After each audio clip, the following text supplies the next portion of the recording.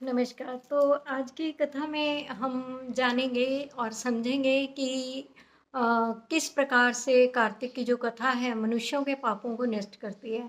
लेकिन कथा तो बहुत प्रेरणादायक है, लेकिन ऐसा नहीं होना चाहिए कि कथा सुनने के बाद हम ये मतलब निकालें कि हम पाप तो चाहे जो भी कर लें, इसका निवारण तो हो ही जाएगा। हम कार्तिक स्नान कर लेंगे, दान करेंगे, कथा करेंगे, तो ऐसा बिल्कुल भी नहीं है।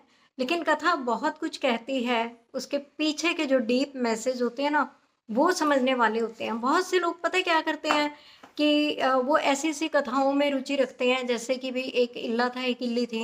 ये कहानियाँ हमें कुछ भी मैसेज नहीं देती हैं, इनमें कोई डीप मीनिंग नहीं है। और पता नहीं कैसी लोक कथाएँ हैं, शास्त्रोक्त कथाओं में और लोक कथाएँ हैं, इनमें बहुत अंतर होता है। शास्त्रोक्त में हमेशा कुछ न कुछ सीख रहती है, डीप मीनिंग रहते हैं और शास्त्र सम्मत बात होती है। लेकिन जो लोक कथाएँ होती हैं, जनमानस को जो कि अनपढ़ हैं, उनको समझाने की दृष्टि से एक ईज़ी फॉर्म में लोकोक्त कथा कही जाती है। लोकचार भी बोलते हैं कहीं-कहीं। इस तरह के रिचुअल्स भी होते हैं जो लोकाचार के अंतर्गत आते हैं, लेकिन हमेशा ध्यान रखिए शास्त्रोक्त और लोकाचार में हमेशा अंतर होता है। ये एक शास्त्र में कथा है जो क्या कहती है, ब्रह्मा जी कहते हैं कि स्त्रियों और पुरुषों ने जन्म से लेकर जो पाप किया है, वो सब कार्तिक में दीपदान से नष्ट हो जाता है। माने स्त्री हो या पुरुष हो, उसने शुरुआत से ही जो कोई भी अपने जीवन में पाप किया, कभी कोई धर्म नहीं किया, क्योंकि पाप तो मनुष्य है तभी करता है ना जब वो धर्म नहीं करता, धर्म में रुचि नहीं होती है। मनमाना आचरण, मनमाना व्यवहार, अपने आप से भी और दूसरों से भी। कुछ लोग मतलब इतना ज़्यादा अनाचार की अति पार कर देते हैं, उनको लगता है कि वो दूसरों को सबक सिखा रहे हैं, वो दूसरों को लेसन सिखा रहे हैं, सीख दे रहे हैं। लेकिन वो गलत होते हैं और पता होते हुए भी वो इतना इस मार्ग पर आगे बढ़ जाते हैं कि वो दूसरों के साथ गलत करते-करते अपने साथ भी गलत कर रहे होते हैं। क्यों? दूसरे गलत रास्ते पर चलना हमेशा अपने साथ, सबसे पहले अपने साथ ही अन्याय है। उन्होंने बोला है कि कार्तिक में दीपदान से नष्ट हो जाता है। इस विषय में मैं तुम्हें एक प्राचीन इतिहास वर्णन करता हूँ। यहाँ पर उन्होंने बताया कि द्रविड़ देश में एक ब्राह्मण था और उनकी जो औरत थी ना, वो बहुत ही दुष्ट और दुराचार परायण थी। तो देखिए, अगर स्त्री ऐसी होती है तो पुरुष की आयु घटती है और पुरुष ऐसा होता है तो स्त्री की आयु भी घटती है।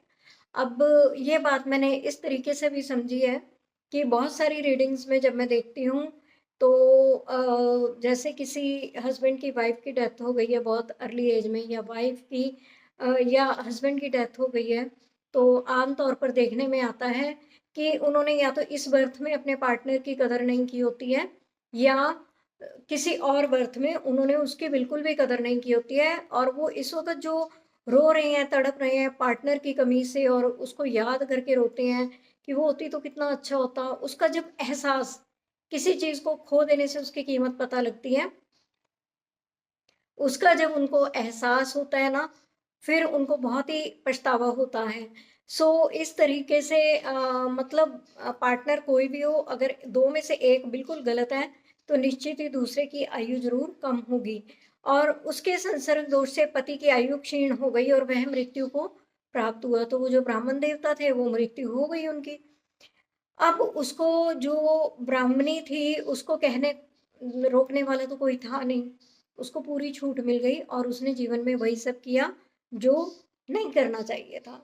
और उसको समझाने वाला ना तो कोई औलाद थी। अब ऐसे जहाँ अति का पाप होता है ना, वहाँ कुल में भी वृद्धि नहीं होती है। तो उसके कोई संतान भी नहीं हुई और भाई भी नहीं था। अब उसको क्या था, ना तो उसे मेहनत से कमाने का शौक था और ना ही खुद से बनाने का शौक था। वो हमेशा, और बहुत सारी लेडीज़ की आदत भी होती है कि जहाँ पे भी देखा, जहाँ पर भी मिला खा लिया, और कोशिश करें, हमेशा शास्त्र बोलता है कि अपने ही हाथ का बनाकर भोजन खाएँ और वो भी भोग लगाकर।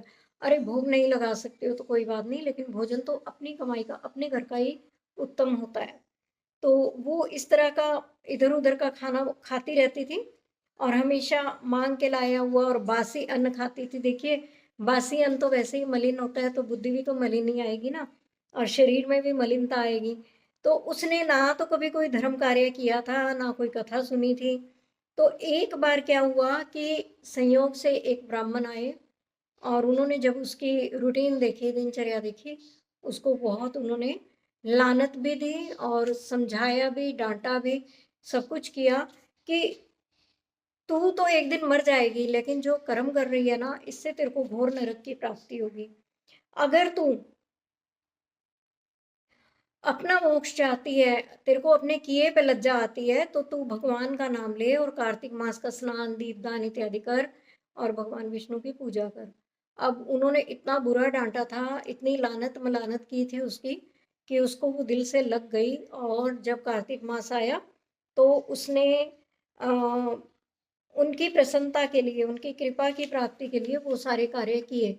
उसने बैठकर बहुत सोचा, बहुत सोचा, और उसको बहुत ही पश्चाताप हुआ, और फिर वो उसने निश्चय कर लिया कि मैं ये कार्य करूँगी, और उसने किया।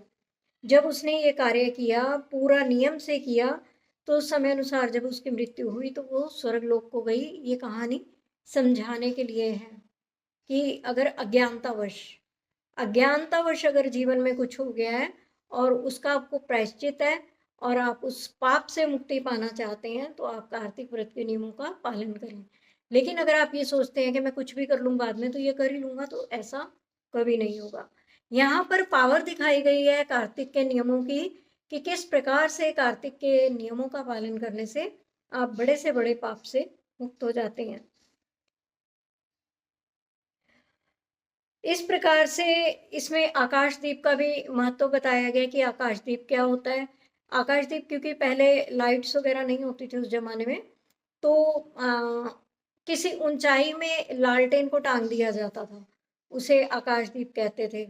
और कि हर कोई, मतलब हर किसी के लिए पॉसिबल नहीं होता था कि जाए ऊंचाई पे लालटेन टांगे और वो सब। तो इसको धर्म कार्य में जोड़ दिया गया कि आकाशदीप दान करें, और कार्तिक मास में विशेषकर इसको एक धर्म का कार्य माना जाता था, और आकाशदीप किया जाता था, ताकि सड़कों पे, रास्तों में, गलियों में लोगों को चलने में कोई दिक्कत ना हो। तो करने वाले किया भी करते थे, लेकिन इसको एक धर्म कार्य बना दिया गया। अभी आधुनिक युग में स्ट्रीट लाइट्स हैं, लैंप्स हैं, है ना? तो ये काम बहुत ही आसान हो गया। लेकिन अगर आप आकाशदीप चाहते ही हैं, तो मंदिर के कंगूरे पर भी बोला है कि वहां पर अवश्य करना चाहिए। तो देखिए, अगर आप आकाशदीप नहीं कर सकते, मंदिर के कंगूरे पर आपको परमिशन नहीं मिलती है, वहाँ पर चढ़ना है थोड़ा हेक्टिक है, तो अगर आप वो सब नहीं कर सकते, तो मैं आपको यहाँ पर एक सजेशन दूंगी कि समय बदल गया है, आकाशदीप के तरीके भी बदल गए हैं। तो मंदिरों में आप लड़ियाँ, लाइट वाली लड़ियाँ लगवा सकते हैं, सुंदर सुंदर डेकोरेटिव लैंप्स दान कर सकते हैं, वहाँ पर लगा सकते हैं। बड़ी सुंदर सुंदर रोशनी वाले लैंप आते हैं ना, तो आप वो डोनेट कर सकते हैं मंदिर में। तो भगवान की प्रसन्नता प्राप्त होगी इससे आपको। तो भगवान से आप प्रार्थना करते रहिए कि आपके इस व्रत में मेरी भक्ति बढ़े, मैं इस व्रत को करता रहूं। इस इस कहानी में राजा सुनंद का भी जिक्र आया है कि वो आकाशदीप दान करते थे, और उससे भी उनको सद्गति की प्राप्ति हुई। और उसका उनको इतना अधिक पुण्य मिला कि राजा ने इसी लोक में स्त्री, पुत्र, पौत्र और स्वजनों के साथ लाखों वर्षों तक पार्थिव भोगों का उपभोग किया, और अंत में स्त्रियों सहित सुंदर रूप धारण करके विमान में वो चले गए। यानी कि अपना और अपने परिवार का उद्धार किया राजा सुनंद ने। और वहां पर जाकर भी बताया जाता है कि भगवान विष्णु के जैसा ही रूप प्राप्त हुआ। यानी कि इसको क्या बोलते हैं, एक तो भगवान विष्णु का लोक मिला, सालोक्य यानी कि उनका लोक मिलना, और सारूप्य यानी उनके जैसा रूप प्राप्त होना, भगवान विष्णु जैसा। तो देखिए, एक आकाशदीप की कितनी महानता है। कोशिश करिए कार्तिक के मास में सुंदर सुंदर लाइट्स का दान कीजिए। और इसमें बताया गया है कि एकादशी से, तुला राशि के सूर्य से अथवा पूर्णिमा से लक्ष्मी से भगवान विष्णु की प्रसन्नता के लिए आकाशदीप देना चाहिए। तो आप आजकल तो आकाशदीप 1 महीना तक तो चली जाती है, आप कैसी भी लाइट देंगे 1 महीने तक तो चलेगी। सो आपका तो 40 डेज़ का क्या 365 डेज़ का 365 दिन का हो गया है। सो आप ये आकाश दीपदान कीजिए। और जो मनुष्य पितरों के लिए, इसका संबंध पितरों से भी जोड़ा गया है कि पितरों के लिए आकाश में दीपदान करते हैं और उनके पितर नरक में हो तो उत्तम गति को प्राप्त होते हैं। देखिए, आप किसी को मार्ग दिखाएंगे, आकाश दीप का, रोड लैंप्स का या लाइट्स का दान करना, इसका मतलब आप किसी को मार्ग दिखा रहे हैं। और मार्ग दिखाना मतलब जिसका भी मार्ग सरल होगा, आपकी रोशनी, आपके द्वारा दिखाई गई रोशनी से जिसका मार्ग सरल होगा, उसकी जाने अनजाने में आपको ब्लेसिंग लगेंगी। और बहुत से गली मोहल्ले ऐसे देखते हैं कि बहुत समस्या है, वहाँ पर लाइट की ज़रूरत है, लेकिन आगे बढ़ के कोई भी इनिशिएट नहीं लेता है। इवन लोग अपने घरों के बाहर जो गली में रोशनी होती है ना, वो जो बाहर लैंप लाइट्स होते हैं वो भी बंद करके रखते हैं और सोचते हैं कि बिल आ जाएगा, लेकिन नहीं, ये एक धर्म का कार्य है, बाहर की लाइटें जला कर रखिए। इससे क्या है कि पथिक की ब्लेसिंग्स जब निकलेंगी तो आपको ब्लेसिंग मिलेंगी। बाहर की लाइट जलाना, बिल का मत सोचिए, ब्लेसिंग मिलेंगी और उससे आपके सभी काम सिद्ध होंगे। ब्लेसिंग मिलेगी तो पितृ प्रसन्न होंगे, पितृ प्रसन्न होंगे तो सभी काम बनेंगे।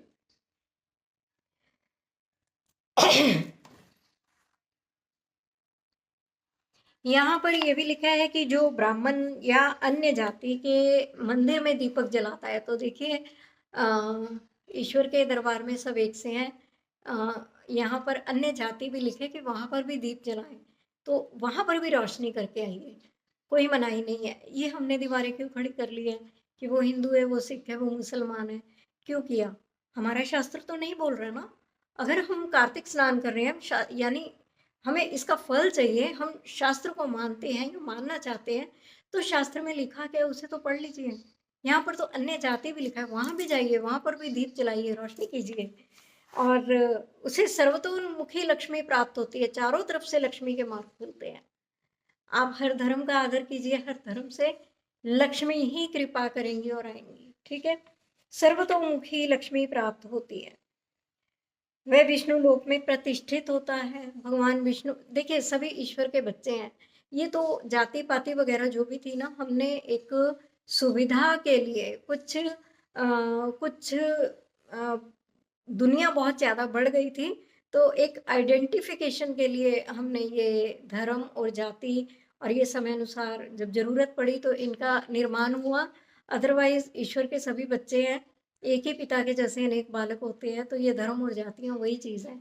यहाँ पर तो लिखा है कि आप ऐसा करते हैं तो आपको विष्णु लोक की प्राप्ति होती है। फिर क्यों सोच रहे हैं, आप क्यों सोच रहे हैं, क्यों हम अलग अलग वर्गों में बढ़ते चले जा रहे हैं? जो कीट और कांटों से भरी दुर्गम और ऊंची नीची भूमि पर दीपदान करता है वह नरक में नहीं पड़ता।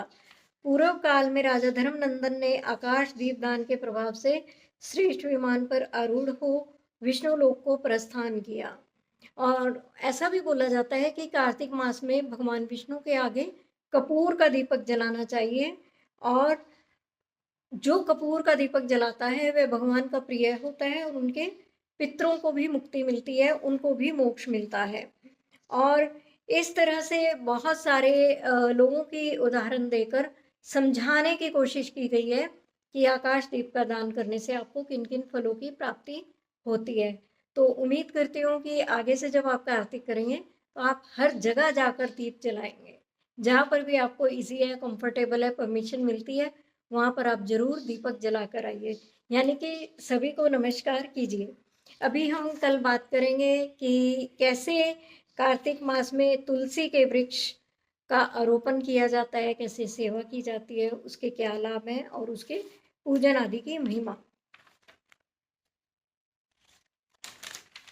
चलिए थोड़ा सा हम और कर लेते हैं आगे, क्योंकि फिर चैप्टर ये काफ़ी लंबा है।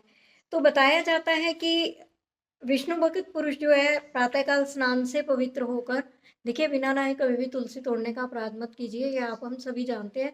शायद जो नहीं जानते तो ये शब्द उनके लिए हैं। नहा धोकर और तुलसी दल से भगवान की पूजा करनी चाहिए। जो करता है उसे बोला गया कि मोक्ष की प्राप्ति होती है। कितना इजी है मोक्ष, क्यों नहीं लेते? और जो भक्ति से रहता है, यदि वह सुवर्ण आदि से भी भगवान की पूजा करे तो वो उसकी पूजा ग्रहण नहीं करते। जरूरी नहीं है कि भगवान की आप शाही ठाट बाट से सेवा करो, पूजा करो और बहुत ही लेविश तरीके से उनकी सेवा करो, केवल एक तुलसी का पत्ता, इतना ही तो चाहिए।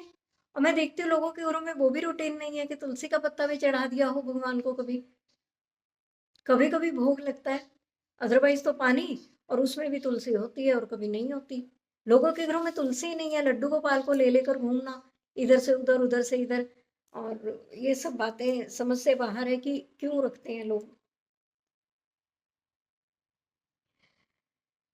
और सभी वर्णों के लिए शास्त्र कहता है कि सभी वर्णों के लिए, चाहे वो कोई भी वर्ण है, हमारे हिंदू धर्म में, सनातन धर्म में 4 वर्ण हैं, जैसे कि वो, या आप, मैं उससे भी अगर बाहर जाऊँ तो अन्य अनेक धर्मों के बारे में जिस तरीके से मैंने पढ़ा है, तो अनेक धर्मों में भी एक ही बात है कि भक्ति ही सर्वोपरि है। तो ये कर्म कांड, अनुष्ठान, जाप और पता नहीं क्या-क्या, लोग किन-किन चीज़ों में उलझे हुए हैं, क्या-क्या करते हैं, लेकिन हरि भक्ति सुलभ है। हरि भक्ति तो बहुत सिंपल है, आप क्यों नहीं करते हैं? मोक्ष देने वाली सभी धर्मों ने बोला कि भक्ति मोक्ष देती है। सो हमें करना चाहिए, वही सर्वोत्तम है, और इसी से मनुष्य के सभी साधन सज जाते हैं। भक्तिहीन कर्म भगवान विष्णु को प्रसन्न करने वाला नहीं होता। अगर देखा देखी करेंगे तो कोई प्रसन्नता नहीं मिलेगी। कहते हैं कि तुलसी के आधे पत्ते से भी अगर हर रोज भगवान की पूजा की जाए तो ये बात सत्य है, बिल्कुल सत्य है, कि आधा पत्ता भी रोज चढ़ा दिया जाए तो भगवान ऐसे व्यक्ति पर प्रसन्न होते हैं और आकर उसको स्वयं दर्शन देते हैं। ये शास्त्र बोल रहे हैं, मैं मनगढ़ंत अपनी तरफ से नहीं बोल रही, देखिए बुक सामने है। ये शास्त्र बोल रहा है कि भगवान स्वयं उनको दर्शन देते हैं, और ये बात मैंने बहुत बार देखी है कि ऐसा सच में होता है। तो तुलसी का पत्ता चढ़ाना शुरू कीजिए, ये नियम सर्वोत्तम है। सिर्फ कार्तिक मास में नहीं, उसके अतिरिक्त भी। पूर्व काल में एक भक्त थे विष्णुदास और राजा चोल, जिनकी आपने कहानी भी सुनी होगी कि राजा चोल जब पूजा करने लगे तो विष्णुदास भक्त आए और उन्होंने वो सब जो राजसी उपचार से, हीरे मोती जवाहरात से, सोने से, चांदी से भगवान के पूजा के उपचार किए थे, वहाँ पर सुंदर सजावट की थी। तो विष्णुदास ने वो सब हटाकर और अपना सिंपल जल से और तुलसी के दल से उनकी पूजा की थी। तो ये देखकर राजा को बहुत गुस्सा आया, दोनों में आपस में तन गई, और राजा ने बोला, चैलेंज किया कि देखते हैं कौन पहले भगवान के धाम में जाता है। दोनों अपनी अपनी जगह पर काम करते रहे और भगवान की आराधना करने लगे। और विष्णुदास तो विष्णुदास ही थे, उनके पास ऐसे उपचार नहीं थे। तो समय आने पर लेकिन विष्णुदास जो थे, राजा चोल से पहले विष्णु लोक को चले गए, और जब राजा ने ये देखा तो उसको बहुत क्रोध आया, और उन्होंने अपने गुरु से, आचार्य से शिकायत की कि आपने कहा था कि मोक्ष मिलेगा, लेकिन मुझे तो कोई प्राप्ति नहीं हुई है। वो गंगा जल चढ़ा के और वो थोड़ा सा तुलसी दल चढ़ा के, और वो देखिए बैकुंठ लोक को गया है विमान पर। तो इस तरह से ये कथा है। तो ये आपको कहाँ से कहाँ पहुंचाएगा, एक पत्ता तुलसी का, आधा पत्ता तुलसी का।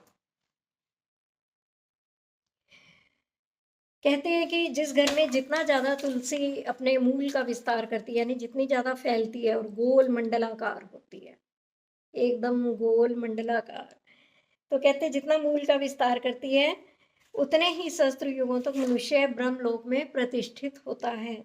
यदि कोई तुलसी संयुक्त जल में स्नान करता है तो वे सब पापों से मुक्त हो भगवान विष्णु के लोक को आनंद का अनुभव करता है। लेकिन बहुत सारे लोग तुलसी दल डालते ही नहीं है नहाने के जल में। उन्हें लगता है कि लास्ट टाइप का रिचुअल है, अगर कोई मर गया है तो मुंह में तुलसी दे दो, हाथ पे छाती पे रख दो, उसके नहाने के पानी में डाल दो, ऐसा नहीं है। रूटीन में तुलसी के पत्ते जरूर डाल लेने चाहिए। सर्वोत्तम कौन से हैं, जो भगवान जी से हम प्रसादी में अगले दिन उठाते हैं ना, आज चढ़ाया कल प्रसादी के रूप में उठाया, उसी को तोड़ के अगर आप थोड़ा खा लिया, थोड़ा डाल लिया, तो वो बहुत आनंद की प्राप्ति कराने वाला है।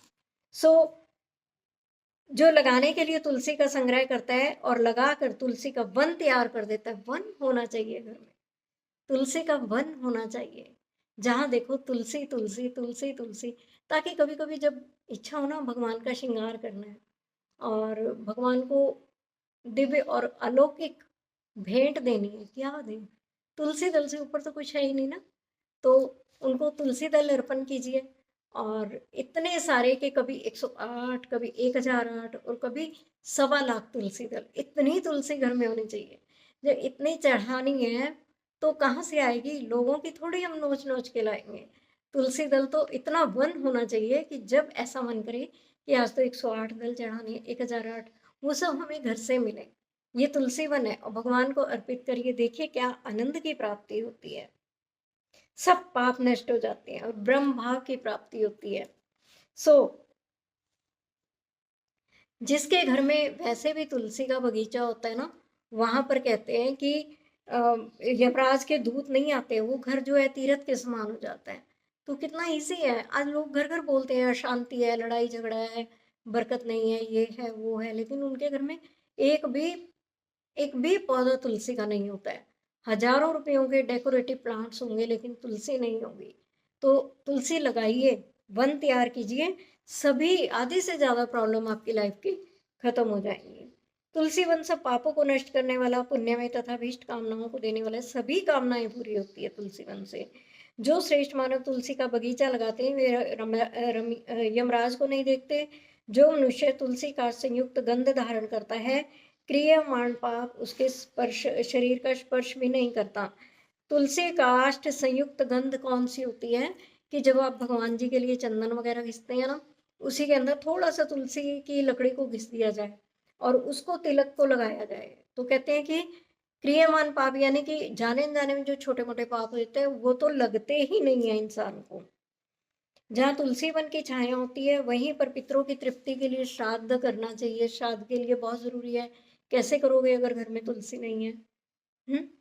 तो जिसके मुख में, कान में, मस्तक पर तुलसी का पत्ता दिखाई देता है उसके ऊपर यमराज दृष्टि भी नहीं डाल सकते।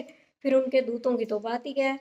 जो प्रतिदिन आदर पूर्वक तुलसी की महिमा सुनता है वह सब पापों से मुक्त होकर ब्रह्मलोक को जाता है। सो यहाँ तक हमने तुलसी जी के बारे में जाना, और अब हमें इस बात के बारे में सीरियसली सोचना चाहिए कि तुलसी वन तो लगाना ही है श्री हरि की कृपा पाने के लिए, और इस भौतिक जीवन की सभी कामनाओं को पूर्ण करने के लिए। तुलसी वन से ऊपर तो कुछ नहीं है। अभी अगर आप पूछेंगे कि मैम क्या आपके पास है? यस, बहुत सालों से मेरे पास अनेक प्रकार की तुलसी का संग्रह है और हमेशा रहता है। और इतना रहता है कि अगर मैं चाहूँ तो 108 पत्ते भी इजीली ले सकती हूँ। 1008 भी हैं मेरे पास। हाँ, 1008 पत्ते भी मैंने लिए हैं, इतनी तुलसी है। और थोड़ा खाली खाली लगने लग जाता है जिस दिन 1008 उतारो, लेकिन यस, है मेरे पास। तो इतना तो होना ही चाहिए। और सच में ये तुलसी वन लगाने के बाद मैंने अपने जीवन में बहुत सारे परिवर्तन देखे, बहुत सारी अच्छी चीज़ें होती देखी। तो आशा करती हूँ कि आज जो हमने तुलसी का महत्व जाना है, वन का महत्व जाना है, तो आप सब अब कल से धीरे धीरे अपने लिए वन लगाने की कोशिश करेंगे। वीडियो को प्लीज़ लाइक, शेयर और सब्सक्राइब कीजिएगा। कमेंट करना मत भूलिएगा। वीडियो को अपना प्यार दीजिएगा। विदा लेती हूँ। नमस्कार।